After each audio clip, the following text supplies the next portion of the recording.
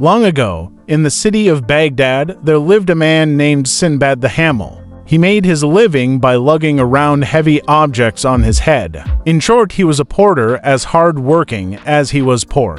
One exceedingly hot and dusty day, he was weary and sweating, and not sure if the heat or his load was causing him the most trouble. He staggered past the entrance of a wealthy merchant's house. The sight of a bench by the gates was so tempting that he could not resist setting down his load and sitting down for a while. As he rested, he felt a pleasant breeze and heard the sound of a lute playing and light voices full of laughter and song.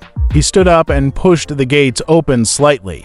As he peeked through them, he saw a garden full of flowers and servants carrying all sorts of rich and delicate meats. The delicious aroma greeted his nostrils and filled him with hunger. As he stood there, he recited some lines. Each morn that dawns, I awake in pain and woe. I pick up my load and off to work I go, while others live in comfort and delight. With pretty song, good food, and laughter light, all living things were born in their birthday suit.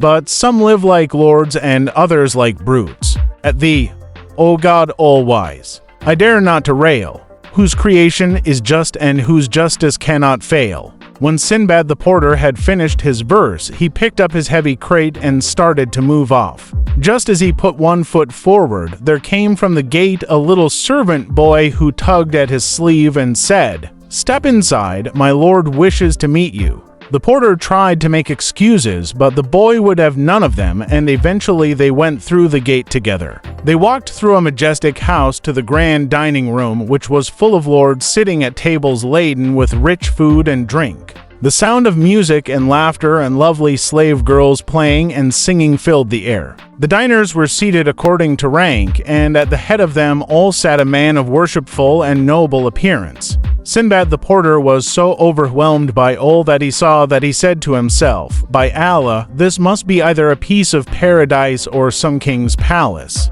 He bowed down and kissed the ground. The master of the house bid him to stand up. Servants placed food before him, and the porter, after saying his Bismillah, ate his fill, after which he exclaimed, "Praised be Allah for your generosity, my lord." His host replied, "You are most welcome and may your day be blessed, but tell me, what is your name and what do you do all day?"